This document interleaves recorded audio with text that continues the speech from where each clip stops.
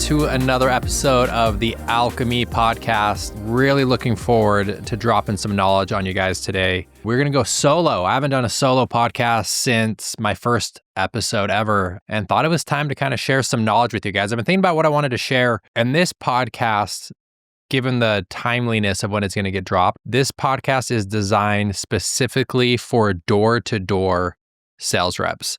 I've been thinking about my history in the door-to-door space. Been very lucky to work with some of the best door-to-door reps, managers, leaders ever. And I wanted to share with you guys the 6 traits that makes someone elite and a 1% performer in door-to-door. My door-to-door career started in 2009, and I was recruited at the University of Utah to do Vivint. But what a lot of people don't realize is that, and I don't share this often in my speaking gigs, is that I actually did door-to-door food storage in Utah for a summer before I actually went out and did more of a professional setup. And that first summer of door-to-door kind of in Utah selling food storage kind of laid the foundation for my trajectory. And then when I started working at Vivint at a young age, became one of the top sales rep at that company. I was consistently in the top 1% at Vivint in the early days, out of 4,000 reps.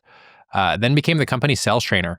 And so in my sales training history, I got to travel around the country, work with top managers, top producers, top leaders, and just got to see how different people operated. And after my career at Vivint, did a quick stint as a coach at Door-to-Door Experts with Sam Taggart. So I got to work with other professionals in other industries, and then launched Alchemy, and we work with the top 1% in pest, solar, alarms. We got some meat guys, we have roofers, windows, and having been in close proximity with multiple 7-figure plus earners in the door-to-door space, I have made a list of the top 6 traits that are required and needed to be a top 1% earner. And these 6 traits are what these top performers all share and have in common. I work with a lot of sales reps, and a consistent question that I get is like, hey, how do I sell more accounts? How do I get to that next level? How do, in alarms, how do I get to 400? In solar, how do I get to 200 installs? In pest, how do I get that golden door? And the correct question you need to be asking is, who do I need to become in order to be the type of person who achieves the level of success you are desiring? So I have made a list of the top 6 traits that all top 1% door-to-door sales reps have in common. And I'm about to share with you guys here. So if you got an opportunity, take some notes, share this. You're going to want to share this podcast with other friends too, because this is going to be the kind of the secret sauce that a lot of people don't talk about. So what's trait number 1? Trait number 1 is having an unshakable self-belief and confidence. One thing is evidently clear in my perception of the industry, having been a part of the industry for 15 years, is that sales is a transfer of energy. My favorite question to ask sales reps is, when's the best time to sell an account? And those that are listening that are in sales know that it's right after you sold one. And why is that? It's because your energy's high, you're confident, right? You're feeling more motivated, you're feeling more inspired, and that energy gets transferred onto your next customer and the next deal. And so trait number 1 is really believing that you have this unshakable self-confidence. And I'll never forget when I first got started in sales, my first kind of summer at Vivint, I remember getting out on the doors and kind of getting my teeth kicked in a little bit. And the psychology that I would tell myself, right, is every no gets me closer to a yes. And I love myself. I love my job. I'm the best rep at Vivint. I love myself. I love my job. I'm the best rep at Vivint. I can get this done. I'll never forget. It was early in the sales season. It was like May, and we're in Fort Worth, Texas, and it's like starting to get really, really hot. And I remember driving out to area, and my car group driver was kind of taking his time. You could tell he was like unmotivated. It's another day. The grind is kind of hitting him. And I was a rookie in the back seat, and I was so fired up. I was like so grateful for the opportunity and having this strong desire of wanting to prove myself. And I remember getting emotional in the backseat of the car of like, this is my opportunity to go sell, that I got teary-eyed. It's a really weird memory. Like I'm in the backseat of a car, we're driving to this random neighborhood in Fort Worth, and I'm getting all teary-eyed and emotional. I've got my earpods in, I'm listening to Metallica, and I'm just like hyping myself up and telling myself, I'm the best rep at Vivint. I can, I will, I must. I can, I will, I must. And really focusing on that energetic state to bring that out onto the doors was, it's a life-changing trait. And it's kind of the first trait that I see in common with all the top reps is they are fully committed. There is no plan B, and they have this undeniable self-confidence and self-belief that is an energy transfer. You can feel the energy when you're around these reps. You can feel the inspiration. It's like this another level of commitment and positive engagement. So trait number 1 is unshakable self-confidence. And on that note, the Hormozy quote that I love is he says, "You don't build self-confidence by shouting affirmations in the mirror. You build self-confidence by doing and completing the things you say you're going to do," right? So how do you build self-confidence? When you say you're going to wake up at 6 a.m. and go to the gym, wake up at 6 a.m. and go to the gym. When you say you're going to quit vaping, quit vaping. When you say you're going to eat clean, right? Eat clean. When you say you're going to knock a full day, knock all the hours, knock all the hours. The way you build self-confidence is by doing the things you say you're going to do. So trait number 1, unshakable self-confidence. Trait number 2, manage the system, not the emotion. What do top 1% door-to-door reps do? They manage the system, not their emotion. Those that have done a summer program, what is going to happen to your emotions during the summer months? Right? They're going to go up and down and up and down and up. I mean, you're going to feel like you're the best rep ever, and then you're going to want to quit, right? When I speak in big organizations to door-to-door reps, I always ask the question, how many of you have cried on the doors? And I get about 60% of the room will raise their hand and say that they've cried out on the doors. I mean, this job will make you question your existence as a human being. So what does manage the system, not the emotion mean? It means the top 1% door-to-door reps early in the season is they create a system that if they ran perfectly would guarantee their success. I got this concept from Kobe Bryant. And so right before he passed away, he happened to be on the Jay Shetty podcast. And Jay Shetty asked him, "What do you do to ensure your success? What makes you different?" And he says at the end of the season, after Kobe finishes his season, he's either a world champion or he's pissed off that he's not. He sits down in his office the next day and he writes out his daily routine for the summer. What time I'm waking up, what I'm doing my first workout, what my nutrition is going to look like, what my second workout is, when I watch film, when I'm hitting the gym, when I'm going to sleep, when I recover, right? And then he fills out this contract. He signs it, he dates it, right? Frames it, and then he reads it every morning and every night. And so his job that summer, he actually only has one job, and it's to not negotiate on his contract. So this summer for door-to-door reps, your emotions are going to go crazy. You're going to want to quit. You're going to want to take a break. You're going to want to go to the gas station. You're going to want to start late. All of this is going to come. I promise you. We know that the storm is coming. Your job is to manage the system, not the emotion. So what is that system? What time you're waking up? What time you're going to the gym? What time you're reading sales books? What time you're getting to correlation on time, right? And one of the most important pieces of this system is what I call the sacred block. If you haven't implemented a sacred block, this piece alone will get you to the next level in door-to-door. What's the sacred block? Sacred block is you choose a time block. At Vivint, for me, it was 2 until dark 30. And what's dark 30? It's when I can see stars in the sky. So from 2 until when I can see stars in the sky, nothing gets in the way of me knocking doors. So 2 to dark 30, I'm knocking all the hours. I don't care if I get phone calls. I don't care if what's going on with reps or family or it's sacred block. Nothing is more important. And so my systems, the reason I was a consistent top 1% performer was I had my sacred block and nothing got into a priority more than that.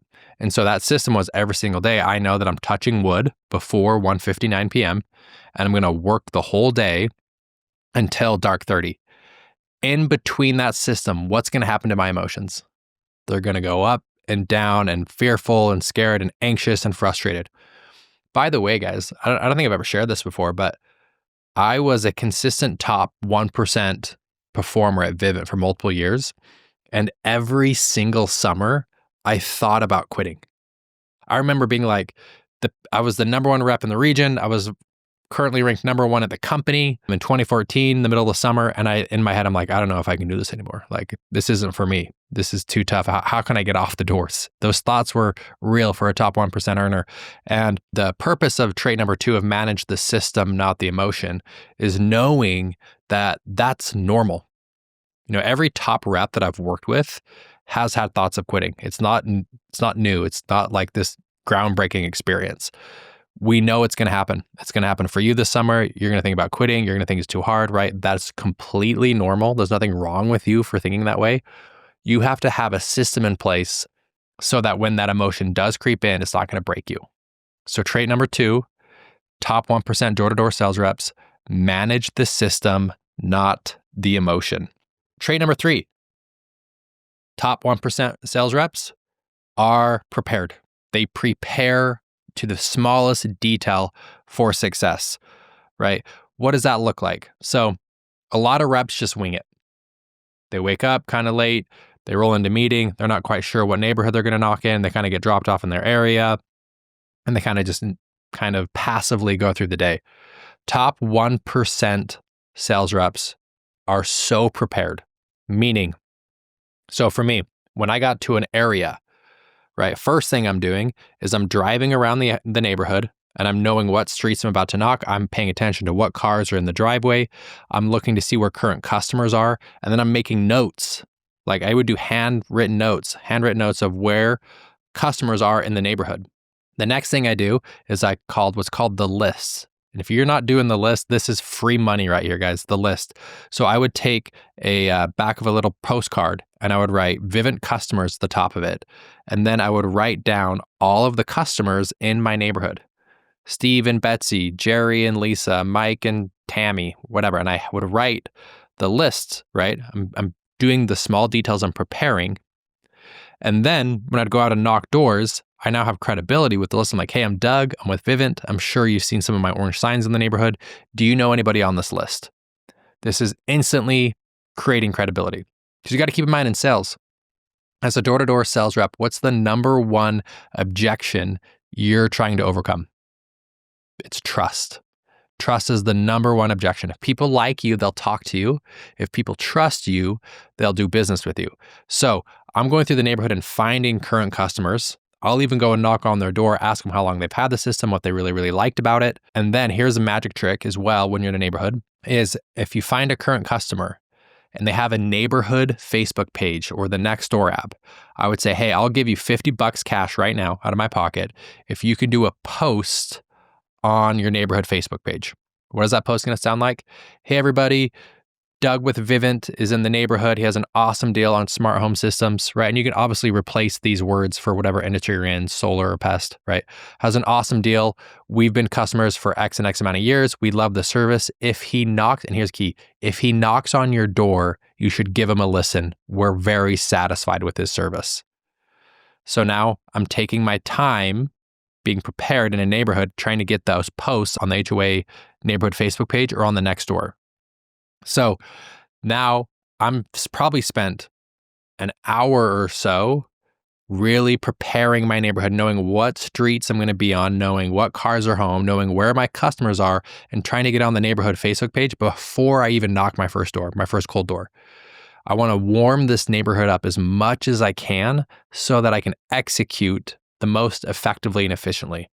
On that note, top 1% door-to-door reps, they're prepared. What does that mean? That means the night before they go to bed, they already know what the first door they're going to knock is tomorrow. Right? The weeks where I'm crushing, I'm finishing number one in the company. When I went to bed, I already knew the first 3 or 4 doors I'm going to knock the next day. I know exactly what neighborhood. I know exactly the names of the customers I'm trying to get a hold of, right? They're prepared in a way too, where they do this. The top 1% reps also take care of the small details, right? That means in their close, for example, they make referrals a part of their close. It's the small details that get you the 1% difference. What does that mean? So for me, and when I was selling Vivint, if you charged a higher installation fee, you got to keep some of the commission as a rep. And so I would be very, very upfront with my customers and be like, hey, so Mr. Customer, just so you're aware, if I charge you $200 for this installation fee, that's part of my commission, right? I don't work for free here, but what I'm willing to do is I'm willing to trade it for you. If you can give me 2 names, people in your neighborhood who I can go see today, you can text them for me, I'll waive that. Does that sound fair? And every single time, they're going to do it, right? Old way of thinking is most reps, they close a deal, and at the kind of the last minute, they're like, hey, if you give me 2 referrals, I'll give you $50. Very rarely do you get referrals that way. This shift is being prepared and baking referrals into my close. I get referrals almost every single time. It makes my next deal a lot easier. Again, how does that work? I'm going through the close. Mr. Customer, it's $200 for installation fee. Being transparent with you, if I charge that to you, that's a part of my commission. I don't work for free. But what I'm willing to do is I will waive that to 0 or to 99 or whatever, your industry you're in, if you give me 2 referrals, people I can go see today. You have to text them and let them know that I'm coming by. Does that sound fair? Or would you be against that? And you'd be surprised of how many referrals you get. So when I'm talking about being prepared, that also includes going out to knock that day. That means your iPad's going to be fully charged at 100%. You have paperwork if you do paperwork. You know exactly what neighborhood you're going to be knocking in already, right? You know that you're licensed in the city as well. You know that you have proper technician set up as well. And as a manager, your whole team is taken care of, right? I know that every single one of my reps in my office area is good to go, right? The technicians are already teed up for that day. Licensing is already squared away, right? And all of my reps have all their paperwork and their iPads are charged and cars are filled with gas, right? So it's these little amount of detail that gets you to that 1%. The average rep kind of wings it, kind of figure it out when we get there, right? We all know door-to-door reps who get out to area and they're like, I don't like this hood, or the licensing doesn't work, or I got kicked out, things like that. That's the difference. So trait number 3 is the top 1% door-to-door reps are prepared to the smallest detail possible. Trait number 4, very basic, ABC. Top 1% door-to-door reps always are closing. Every opportunity, they're asking for the deal. They always ask for the deal, right? And every time you get an objection, the top 1% sales reps see that as this is the unlock to get the deal. Top 1% door-to-door reps, when they hear objections, that doesn't shut them down. They actually get excited because, this is the customer telling me exactly what I need to overcome so I can get a deal. They never, ever stop trying to close the deal. And the way I look at it is every door approach and close, it's almost like a boxing match. It's like objection from the customer, objection from the customer, objection from the customer. And you as a sales rep, you got to dodge, right? Overcome, dodge, overcome. And it's a very exhausting battle. And you're always trying to go for the deal. Top 1% sales reps assume the sale. They will take the customer. Their goal is to meet the customer here at the starting line and get them to the finish line. And literally holding their hand all the way to the finish line until they stop them. So they might stop them along the way. You overcome the objection and you keep it going, right? Top 1% door-to-door sales reps don't ask for permission for the deal. They literally will just continue to assume the sale all the way. And a lot of times the customer just doesn't stop them. So many times in my sales process, I'm assuming the sale all the way. So assumptive. You guys are going to do this. You're going to love it, right? And I'm going to go all the way to paperwork until they stop me, right? Top 1% door-to-door sales reps always assume the sale until they get stopped, right? And then when they get an objection, that it creates excitement for the rep because they know they're getting the exact insight they need to overcome the deal and close the deal. Following up on that piece is the closers just make it happen. Top 1% door-to-door reps will do whatever it takes to make it happen. It's like this relentless problem solving, which actually brings us to trait number 5. 5th trait in top 1% door-to-door sales reps is the relentless problem solvers. Whatever it takes for us to solve this problem, we're going to get it done, right? When I get to a closing table at the end of the deal, sometimes you're going to get some of the weirdest objections. Like, we can't do it right now because we told our kids we're going to have do a pizza party and whatever it may be. I'm on the phone. I'm like, cool, I'll buy your pizza. Like, I'll go pick up your pizza for you. You hang out here with the kids. The tech's on his way. I'll go pick up your pizza. And because you guys are doing this right, I'm going to get you double the amount of pizza and get you soft drinks, get you donuts as well. It's this relentless problem-solving mentality. I'll never forget in Minnesota, 2014, I'm the top rep at Vivint at this point. And on Sunday, I was playing basketball on the off day and I tweaked my back and I was in excruciating pain and I had to go get a steroid shot. And the only time they could get it done was at 12:50, 1 o'clock right before the door. So I flew out there, got the steroid shot, but it was really easy for me to take the day off. But I'm like, no, I got to keep going. And so went straight from the doctor's office where I got this shot, straight down to the doors. And I remember selling 4 accounts that day. And I remember taking my shirt off that night and there was blood on the back of my shirt because of where the shot was. And it's just this mentality of I'm going to do whatever it takes. Whatever it takes, I'm going to solve the problem. Another story I've never shared before, ever, is in 2012. It was 2013. It had been about 2 years since my father passed away. And my father died my first year. And my sister was on The Bachelor around that year. And so it was kind of a fun, exciting time. She was on TV a lot. And Chris Harrison, who was the host of The Bachelor, was doing a cancer benefit thing in Utah. And a lot of it was centered around my dad. And so this was middle of the summer. And in my head, I'm like, I can't leave summer. I've got to lock in. But I remember thinking oh, of course I'm going to go do this cancer benefit for my father who passed away. So the cancer benefit event was in Utah on a Saturday night. And it's midsummer. I've got my whole team ripping. And I'm like, how do I solve this problem? I need to sell for my guys, be a top 1%er, and I've got a family situation. So what I did was I booked my flight to Utah on Saturday afternoon at 2 p.m. so I could literally land in Utah, go straight to this event. That morning, I got up extra early, ran correlation, went out and sold 1 account as fast as I could, got my number on the board so people saw that I was there. I didn't tell anyone on my team I was going home. Drove straight to the airport, flew in, went to this event, didn't post any pictures about it, and then spent the next day with my family on Sunday. And then I flew back Sunday night and then ran correlation on Monday, and no one even knew that I left. And the reason I did that was because I wanted to keep the morale high and lead from the front. I'm the type of guy who's going to make it happen. I'm going to figure it out, whatever it takes.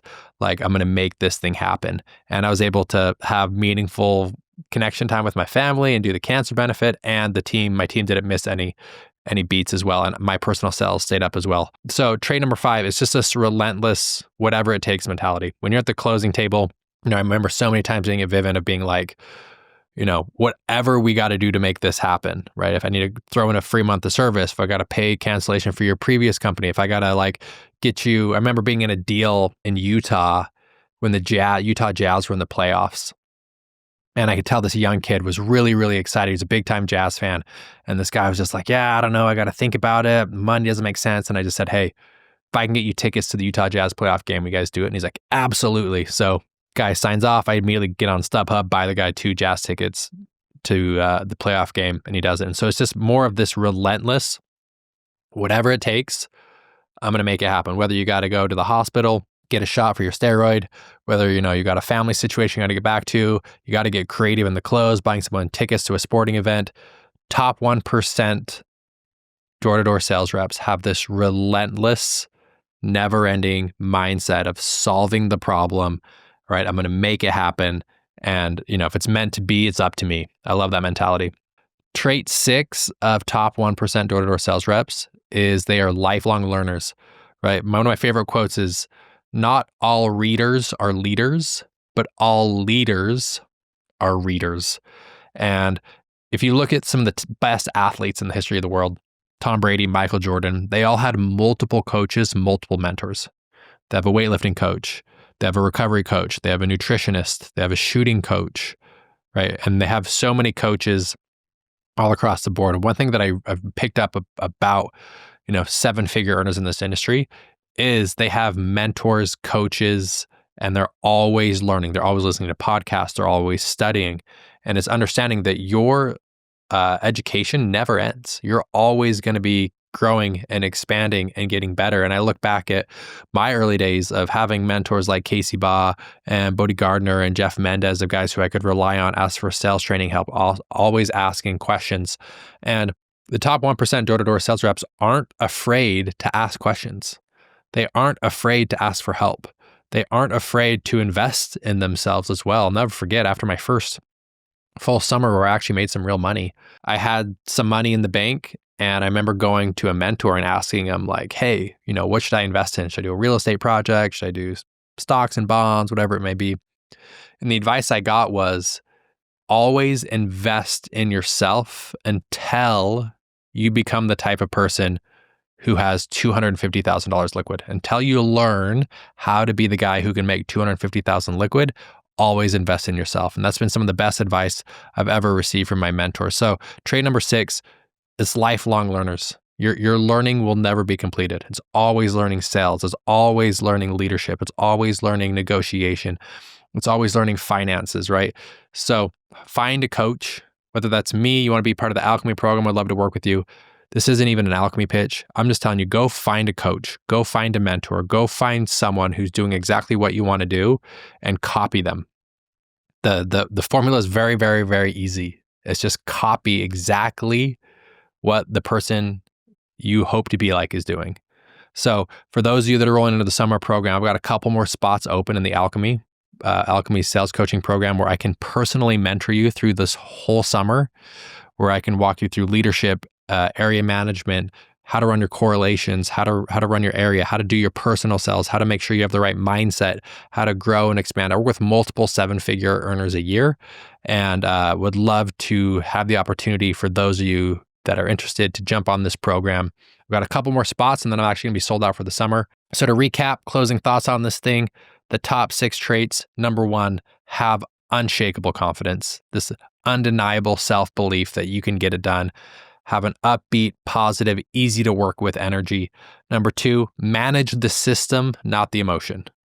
Right? We know the job's going to get hard. You're going to go up, you're going to go down, you're going to feel frustrated. That's going to happen. You've got to be able to manage those emotions and stick to the system that will guarantee success. Step number 3 is just relentless preparation.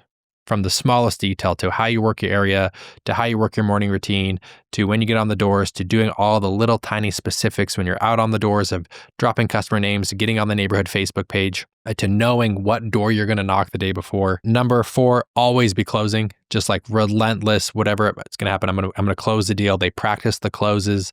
You're going to know all the objections you're going to get. You can say them without even thinking about them, right? Because you're prepared enough to know what closes you're going to get. You're even trying to close the cop when the cop is coming to you to tell you need your solicitor's permit, right? It's always closing, always staying in the fight. Number 5 is just relentless problem solvers, right? Whatever it takes to get the deal, right? Whatever it takes to get out on the doors on time, just relentless, creative problem solvers. And number 6 is lifelong learners. So those are the traits that I've been able to attune to, having worked with the top 1% in multiple industries. So I encourage you guys, don't ask yourself, how do I sell more accounts? Ask yourself, who do I need to become in order to be the type of person who sells at the top 1%? And these are the traits that you need. So that's all I got for you guys today. Shout out to everyone heading out for their summer program for sales. It's going to be the biggest year ever. If you're looking for help and support, hit me up at Doug_Cartwright. Would love to mentor and help you throughout your summer journey. Big love, everybody.